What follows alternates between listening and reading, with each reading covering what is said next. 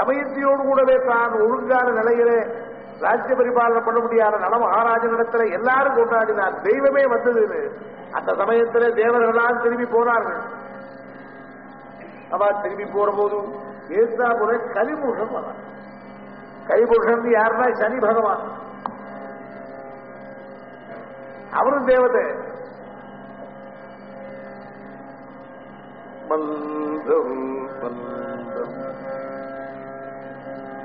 மெதுவா நடந்து வர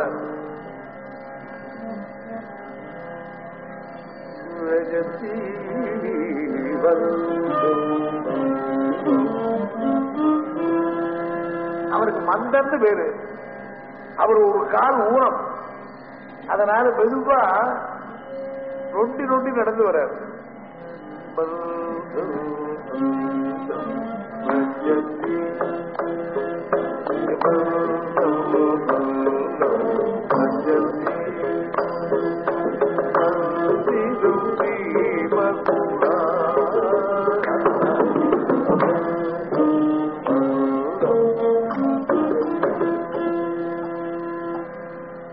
தேவர்கள் பார்த்தா, கலிபுருஷா எங்க போறேன், நீங்கெல்லாம் எங்க போயிட்டு வரு, நாங்கெல்லாம் பூலோகத்துக்கு போறோம்டா. அந்த பீஷ்மக மகாராஜனுடைய புத்திரியான தமயந்தியை நல மகாராஜன் விவாகம் பண்ணி போன ஆச்சரியமான அந்த ஸ்வயம்பர கல்யாணத்தை பார்த்துட்டு சந்தோஷமா ஆசீர்வாதம் பண்ணிட்டு வரோம். நீங்க அங்க போறேன், நீங்க அங்க போறேன். நாரத மகரிஷி சொன்னார், ஏன் போறேன், நாங்களும் சுயம்பரத்தில் போனா தமயந்திய அடையணும்னு போறோம். நீங்க தமயந்தியை அடைய போறீங்களா? அப்போ அந்த தமயந்தி எங்களுக்கு மாலை சூட்டல, நலனுக்கு சூட்டினாங்க. அப்போ நலன் உங்களை காட்டிலும் உயர்வா? நிச்சயமா உயர்வு. அவருக்கு ஈடு நாங்கள் ஆக மாட்டோம். அதனால இந்த கல்யாணத்தை ரொம்பவும் சம்மதத்தோட ஆசீர்வாதம் பண்ணிட்டு வரும். தேவர்களே, வெட்கமா இருந்து என்ன, ஒரு மனுஷனுக்கு எதிரே நீங்கள்லாம் தோற்று போய் வரையின. ஒரு பெண் உங்களை அவமானப்படுத்தினால, தேவ அவமானத்தை யார் தாங்குவா? தேவ அவமானங்கிறது பெரிய கஷ்டம் இல்லையா? நீங்கள் பார்த்துக்கிட்டா வந்தே இல்லைங்க. கலிபுருஷா, அந்த நலனை சாமான்யமா நினைக்காது. அவன் தேவ புருஷாளுக்கு மேல தேவர்களுக்கு வாழ்வு கொடுக்க முடியாத சத்த கூட சம்பன்னன் அவன். அப்படி இருக்கிறவரை பத்தி பெருமையா நாங்கள் நினைச்சுட்டு வரோம். இந்த இடத்துல தோற்று போனது எங்களுக்கு பெருமை. நான் ஒப்புக்கொள்ள மாட்டேன். நலனோ தமயந்தியோ மனுஷியர்கள், கால சக்கரத்துக்கு வசப்பட்டவர்கள், கிரக தர்மத்துக்கு உட்பட்டவர்கள். நவக்கிரகத்துல எப்படி எல்லாம் இருக்கோ கிரகங்கள் அப்படி இருக்கிறவர் மனுஷன் தான். அவருக்கு ஒரு சமயத்தில் குரு உச்சமா இருக்கலாம், சுக்கிரன் உச்சமா இருக்கலாம், செவ்வாய் உச்சமா இருக்கலாம். அதனுடைய குணங்களாலே அவனுக்கு பெருமை கிடைக்கலாம். ஆனால் அந்த கிரகங்கள் அவனை தள்ளுறதுக்கு எத்தனை நாழியாகும்? என்ன சொல்றீங்க? கிரகத்தினுடைய பலனாலதான் மனுஷனுடைய வீதியை தீர்மானம் பண்றது. ஒரு காலம் கிடையாது. கலிபுருஷா அப்படி பேசாது. யாருக்கு நான் கிரக பலம்? தெய்வத்தை நம்பினவன், தர்மத்துக்கு வசப்பட்டவன், சத்தியத்தை கைவிடாதவன் எவனோ அவருக்கு கிரக பலன் ஒன்றுமே பண்ணாது. அந்த மந்தன்னா சனி பகவான், அவர் கலிபுருஷன். அவர் இருக்க வேண்டிய இடத்தை விட்டுட்டு மாறி இருந்தார்னா ஒவ்வொரு இடத்துல உட்கார்ந்தா ஒரு காரியத்தை பண்ணுவார். அவர் இருக்க வேண்டிய இடம் நல்ல இடமா இருந்ததுன்னா வேண்டியதை கொடுப்பார், உயர்த்துவர். ஆனால் அவர் இடம் மாறி உட்கார்ந்தாருன்னா தொலைச்சு விடுவார். அதனாலதான் சனி பகவான் கொல்லாதவரும் இல்லை, அவர் நல்லவரும் இல்லை. காரணம் என்னன்னா நெருப்புக்கு சமானம் அவர்.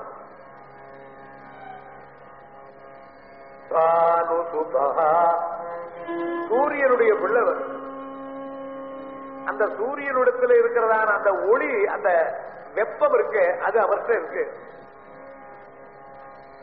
அதனால அவர் என்ன நிலையை கொடுக்கணுமோ அந்த நிலையை கொடுக்கிற போது அசாத்தியமா கொடுப்பார்.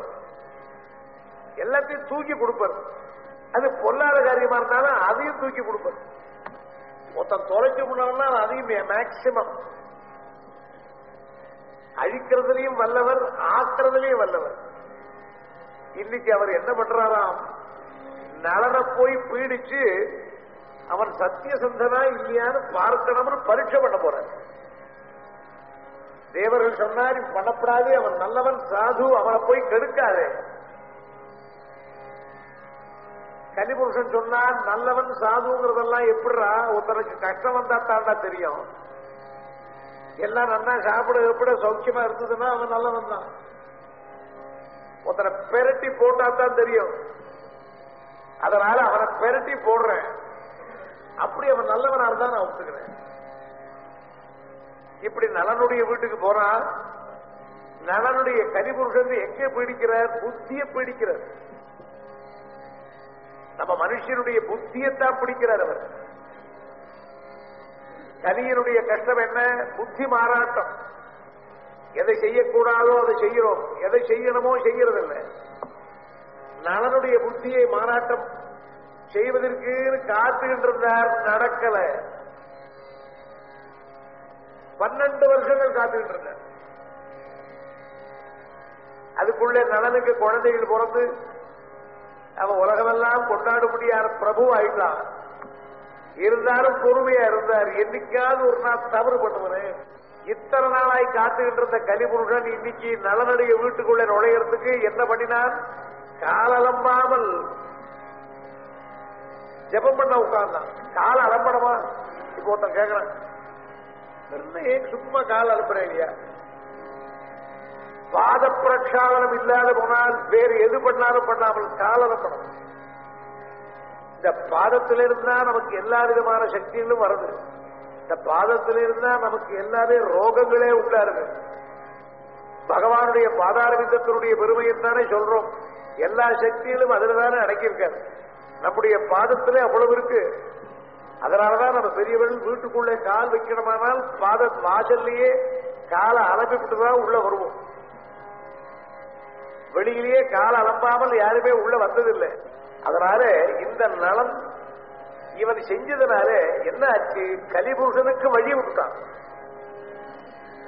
வீட்டுக்குள்ளேயே திருடனை உட்காந்து வச்சான்னா என்னைக்கு வேணா திருடலாமே, என்னைக்கு வேணா திருடலாம். அவன் எப்ப திருடுறான் ஏது திருடுறான்னு தெரியாது. ஆனால் அந்த கலிபுருஷன் நலனுடைய புத்தியை மாற்ற போது என்ன பண்ணினார் அவர், அவனுடைய தாயாதி ஒருத்தன் புஷ்கரன் ஒருத்தன், அவன் சிற்றரசன், நலனுக்கு பயந்தவன். அவனுக்கு ஒரு துணிச்சலை உண்டாக்கினான். திடீர்னு புஷ்கரன் நினைச்சுக்கிட்டான், நலனோடு கூடவே நாமும் போட்டி போட்டுக்கணும், நான் முன்னுக்கு வந்தால் என்ன. நலனை சூதாட போட்டான். சூதாட்டங்கிறது சதுரங்கம், ஏற்கனவே சொன்ன சதுரங்க துரங்கத்யாக, அது ஒரு விளையாட்டு, அது ஸ்போர்ட்ஸ். அதையே பந்தயமா வச்சு ஒருத்தர் ஏமாற்றி ஜெயிக்கணும்னு வரபோது அது யூதம், கெடுதல். அப்படி புஷ்கரன் வந்து கூப்பிடுற போது நலன் வேண்டாம்னு சொல்லல. இன்னொரு சமயமா தான் வேண்டாம்னு சொல்லியிருப்பான், ஆனால் வேண்டாம்னு சொல்லலை. அது ஏற்றுட்டான். ஆகட்டும், நம்ம 2 பேரும் ஆடலாம். ஜூதம் ஆடுற பொழுது பந்தயங்கள் வைக்கிற போது என்ன ஆறது, ஒன்னொன்னா நலன் கையில இருந்து போறது. காரணம், அந்த புஷ்கரன் கையில் இருக்கிற பாச்சக்காயிலே கலிபுருஷன் புகுந்து அதை பெறட்டுறார். எப்படியெல்லாம் புஷ்கரன் ஜெயிக்கணுமோ, புஷ்கரன் எப்படியெல்லாம் அவனுக்கு லாபம் வரணுமோ அப்படியெல்லாம் அவர் கொடுக்கிறாருங்க. வேற ஒன்றைதி 100 இழக்கும் சூதுவர்க்கு உண்டாங்கோல் நன்று எய்துவதோடு 6. அப்படி இருக்கிற இந்த நல மகாராஜன் ஆடுற பொழுது தமயந்தி தவிக்கிறார். என்ன பண்ணுவே இப்படி இறங்கிவிட்டாரே, இவரை செய்ய மாட்டாரே. அது மாதிரி தன் புருஷனிடத்துல வந்து தான் சொல்லலாமா, நீங்கள் ஏன் இப்படி ஆடுறே, இப்படி பந்தயம் வைக்கிறீங்களே, எல்லாத்தையும் தோத்து போறீங்களே சொல்லக்கூடாது. கணவனிடத்திலே தான் உபதேசம் பண்ணக்கூடாது. அதனால மந்திரிகள் கெஞ்சினா, மந்திரிகளை பார்த்து நீங்களாம் போய் சொல்லுங்களே. மந்திரிகளாவது மகாராஜா போரும் மந்திரியிடத்துல அவ்வளவு பிரியமுள்ள நலமகாராஜன் இன்னைக்கு எப்படி பார்க்கிறான்? மந்திரிகளை கோபத்தோடு பார்த்த யாரா நீ? எனக்காடா புத்தி சொல்ற? இது வருக இது வருக வருக இது வருக வருக இது வருக நலம் வருக இது வருக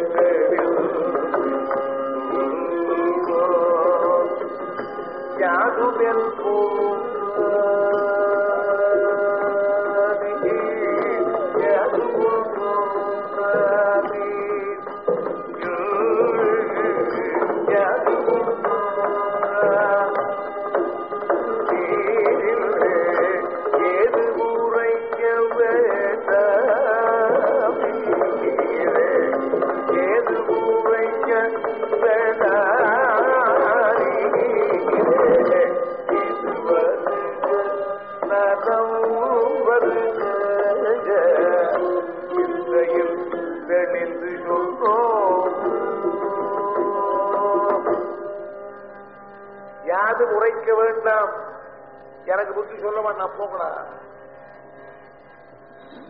என் புத்தியில பண்றது நான் அப்படித்தான் செய்ய வேண்டாம். எனக்காக நீங்க பறிஞ்சு பேச வேண்டாம். போகும்போது மகாராஜா என்னைக்கு சொன்னது இல்லையே, அவர் இப்படி பேசினதே இல்லையே. காரணம் என்ன? மயக்கம். தவறான காரியத்தினால் ஏற்படக்கூடியது அது. ஒரு தவறு பண்ணினவனால் இன்னொரு தவறுக்கு அது அழிச்சிட்டு போறது. தவறு பண்ணின போது தவறு பண்ணினேன்னு ஒப்புக்கொள்ளவே முடியாது. தவறு பண்றவன் யாராவது நான் தப்பு பண்ணினேன்னு ஒப்புக்கிறானா? அது மாதிரி நிலையை கொடுத்து விட்டாராம் கலிபுருஷன். எல்லாத்தையும் வச்சு தோத்தான், தன் ராஜ்யத்தை வச்சு தோத்தான். எல்லாத்தையும் எழுந்து விட்டு இப்ப ஒண்ணும் இல்லாதவனாய் ஓட்டாண்டியாக எழுந்தான். தர்மபுத்திரா, நீ திரௌபதி வச்சு ஆடின, அவன் தமயந்தி வச்சு ஆடல. சகுனி ஆட வச்சான் பொண்ண. கலிபுருஷனை காட்டிலும் பொல்லாத வேண்டா சகுனி. இந்த கலிபுருஷன் தமயந்தி வச்சு ஆட சொல்லி இருக்கலாமே, அவ்வளவு தூரத்துக்கு அவர் போல ஒரு பார்டர்லயே நின்றுட்டார். அவர் எழுந்திருந்தான், புறப்பட்டு போறான், ஊரை விட்டு போறான். இது இனிமே தன்னுடைய இடம் இல்லையே. தன்னை சேர்ந்தவாள் யாரு? பத்திரிகிட்ட சொல்லணுமா, பிள்ளைகிட்ட சொன்னமா, ஒன்னும் நினைக்கல. அந்த புத்தி மாறாட்டம். கொல்லாத காலம் வரபோது கொல்லாத காலத்தில் எத்தனையோ வருது. அது மாதிரி கொல்லாத காலம் வராமல் இருக்கிறவாள் உண்டா? அது எப்படி நாம ஜெயிக்கிறதுங்கிறத இந்த கதையை சொல்றது. கஷ்டப்படாமல் உடனே தூக்கி விட முடியாது, கஷ்டப்பட்டுத்தான் ஆகணும். ஜலத்துல விழுந்துட்டான்னா தத்தளிச்சுதான் ஆகணும், தண்ணியை குடிச்சுதான் ஆகணும், முழுகி முழுகி போகணும். அப்புறம் யாராவது ஒண்ணு காப்பாற்றுற போது வரணும். அது ஒன்றும் தண்ணியில இருந்து ஆபத்து தானே. அது மாதிரிதான் இந்த இடத்துல இந்த கலிபுருஷனுடைய வியாபகத்தினாலே தன் புத்தி இழந்தவனாய் நடந்தான். ஊர் எல்லையை தாண்டி போகணும். இது புஷ்கரனுடைய ராஜ்யமாய் போய்விட்டது. என் ராஜ்யம் இல்லை, என் வீடு இல்லை, எனக்கு ஒன்றுமே இல்லை. இந்த ஊர் எல்லையை தாண்டி போறதுக்கு அவனுக்கு 3 நாள் ஆச்சு. இந்த 3 நாளும் ஒரு வாய் சாப்பாடு, தண்ணீர் எதுவுமே இல்லாத நடந்து போறான். நடந்து ஊர் எல்லையை தாண்டி